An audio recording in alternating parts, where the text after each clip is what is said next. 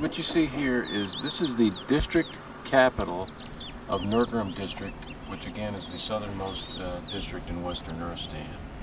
It doesn't look like much, but this is where the district governor conducts government business. The police station is located here, the jail, all the administrative offices for the district government. Actually, the facility is not bad, and when it's actually finished, it will be a decent facility for the Afghans to use for carrying out their government duties. This little center here, of course, is offset from the main village of Nangaresh. When we first got here, there was practically nothing here. The buildings are still under construction. You can probably hear the hammering down there. They're still working on them, but they're light years ahead of where they were 10 months ago. And the road that you can see down there is that road I was describing. In fact, there's a police vehicle coming down the road. You can see the green truck. Yep, I have it on camera. That's a police truck, and they're going to the police station.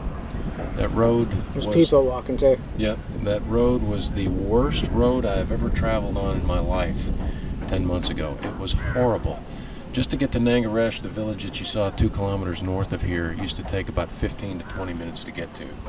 Now it takes 5 or less. What are the buildings that look like, not pink, but different color, like grayish, like the green buildings? Green building. You mean the... Light green. Light green. Actually, the 2 main buildings down there. The 2 main buildings. The 1 2-story building is the district center itself. Okay. That's the county courthouse, if you will. So, and the governor of the province is here? The sub-governor, the district sub-governor works here. He's like the county executive back home, if you will. That's the closest approximation. A district is basically the equivalent of a county. The province is the equivalent of a state, if you will. That's the closest thing I can get to describing it. It's not quite the same, but you can see where I'm going with that. So that's where he works. The 1-story building in the compound to the north with the red outline is the police station. It's way on the end, right? Yep. And across the road, right across the street from the compound, is a blue building with like pink trim almost. That is the sub-governor's house. And that's where he lives. And then you can see, if you pan over to the right here, to the east, you can see the river down there. That's the Alangar River. Very clean river. It supplies all the water for the local people here. Of course, it's not filtered. It's not sanitized. They draw their water straight out of the river, and that's what they use to drink, cook, clean, everything with. And that is the district center right there. Now, if you look up, you can see some of these washes up there to the east, across the river. About 2 weeks ago, there was a tribe of nomads that were living there. Looks like they've moved on. They brought their goat herd in. They grazed the area, and now they have moved on. But at this time of year, mid-spring, you see a lot of the tribes beginning to move. The nomadic tribes, the Gajur and the Kuchi tribes, are moving in Afghanistan. And what they're doing is they're actually going into the mountains where it's a lot cooler, so that they can. So, it gets incredibly hot down in the valley floors, and what they'll do is they'll move up into the mountains, and also there's more vegetation for their herds, so they will begin to move up into the mountains, and that's part of that migration that's happening. But that's the district center. We'll try to get you to meet the governor while you're here, the sub-governor. Does he speak English, or have an interpreter? He speaks some English. Okay. He is actually a medical doctor. His name is Dr. Merula. But he needs an interpreter, though, in order to in order to fully converse. He speaks pidgin English, so to speak. That'd be cool, though, if he could just talk about his community to the American people. And he's community to community. And he's a local resident. resident. He is from the Colleton Valley, which is to the north.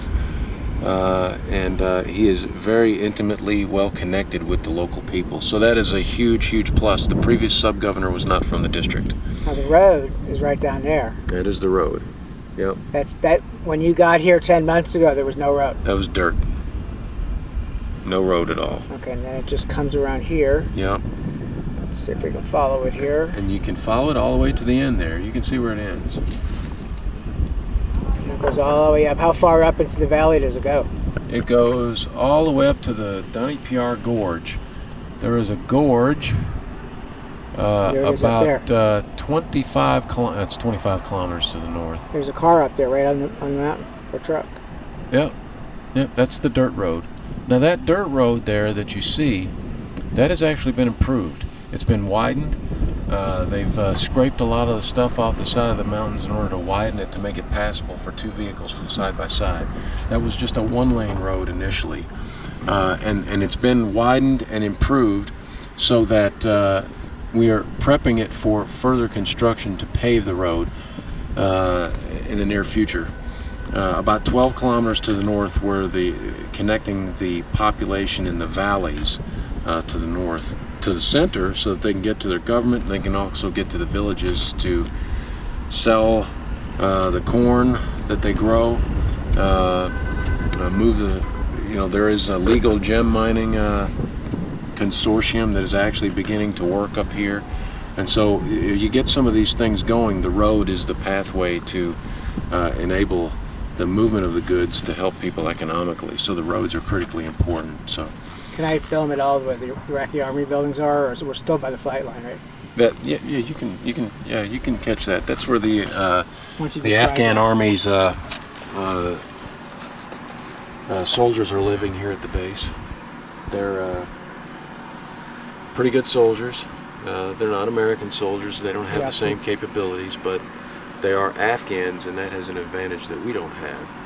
And they're not too bad. That's where they live. Okay. Great. Okay. Yep. Okay.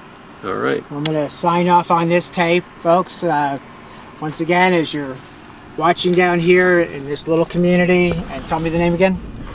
This is the Nurgrum District Center. Nurgrum District Center. Hopefully before we leave, we'll have the opportunity to interview the governor here, or the sub-governor. And as with all of our programs, you're now watching it.